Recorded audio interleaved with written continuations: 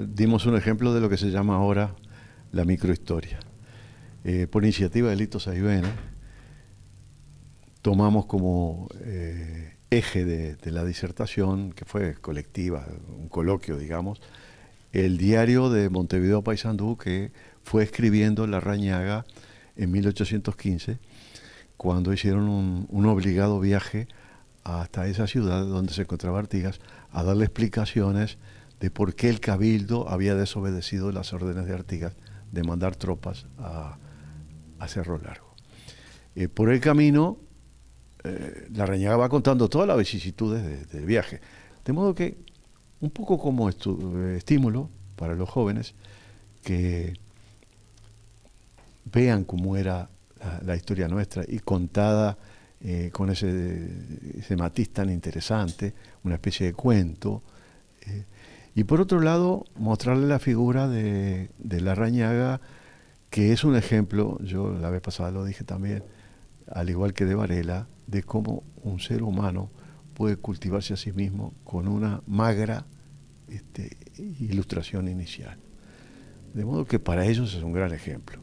Como las carreras universitarias y las carreras docentes no arrojan al mercado laboral un intelectual formado y tiene que completar su figura, es muy especialmente, digamos, incentivador que ellos vean cómo se cultivaron a sí mismas estas personas y cómo hacían las observaciones de la naturaleza y cómo reflexionaban en un medio en que había una pobreza tremenda y se estaba en plena guerra, ¿verdad?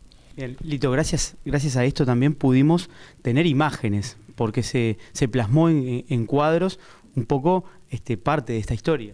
Claro, justamente hay algunas figuras acá que yo recogí, dándole un poco de color a esto, apoyándome en Bénez Irigoyen, en Frank Vincent, y bueno, justamente es muy importante para nosotros la descripción que hace oral Larrañaga sobre Canelones, cómo era la capilla. Bueno, ir a mostrar un poco en imágenes cómo se veía el Canelones en esa época que pasó Larrañaga. Muy importante todo lo que destacó en ese diario que llevaba. Exacto, yo lo que hago justamente es leer un poco las primeras páginas del diario, donde Dámaso Antonio hace el relato de cómo va, cómo es el camino, y lo anota día y hora. Va anotando y dice: pasé por el arroyo Las Piedras, y ahí habla de las características del arroyo Las Piedras, y dice por qué. O sea, ya hace un estudio mineralógico. Pasé por el arroyo del Colorado, también dice por qué se llama arroyo del Colorado, y estudia eso. Quiere decir que sus conocimientos le da para eso, detenerse y decir: esta piedra es tal cosa, ¿tá? Pasó del arroyo de las Brujas, también habló sobre los montes naturales y todo, y llegó a la villa de Canelones, donde hace un relato también de la villa, de cómo son las casas, que son de azotea, que son de paja, cómo es la iglesia, la característica de la iglesia, que él, al ser cura, también lo investiga. Y este plano da el recorrido de lo que hizo. Salió de Montevideo, pasó el arroyo de las Piedras, acá llegó a Canelones, cruzó el Santa Lucía, llegó a San José, fue por la Loma de una Cuchilla hasta la ciudad de Mercedes. Pensaban que en Mercedes iba a estar Artigas, no estaba. Ahí le avisaron que tenían que ir hasta Paysandú. Y bueno, llegaron a Paysandú. Todo eso escrito tal cual, ¿no?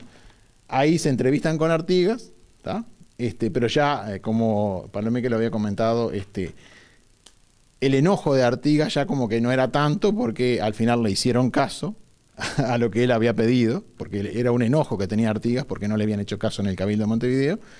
Y bueno, ahí ya como que estaban aplacados los ánimos, y bueno, regresan a Mercedes y después hacen el recorrido por Colonia, ¿no es cierto? Donde él también sigue relatando, bueno, todo lo que él sabe sobre la naturaleza, sobre las piedras, sobre la mineralogía, sobre todo eso. El viaje comienza el 31 de mayo de 1815, ¿está?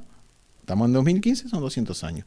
Y termina al principio de agosto, ¿no? Digo, exactamente, estamos ahí, en pleno invierno, con un frío muy intenso, porque él lo relata, con un frío muy intenso ese invierno, y bueno, con las dificultades que tuvo en el viaje, que lo relata muy bien. Es la historia de 1815, hace 200 años, relatada por un señor con todas las palabras, ¿no? Con todo su conocimiento. Realmente es algo increíble, ¿no? Que una persona en esa época nos hiciera un relato como el que nos hizo. Por eso nos consideramos importante esto, ¿no? Bueno, y como docente, importante este espacio en el cual los alumnos pudieron compartir la microhistoria. Sí, lo decía Palomé que al iniciar estas palabras, está muy bueno que los alumnos tengan un acercamiento a otras formas de hacer historia y de trabajarlos. Está muy bueno además que sea desde la historia local, además de la microhistoria, que se construya historia desde nosotros mismos.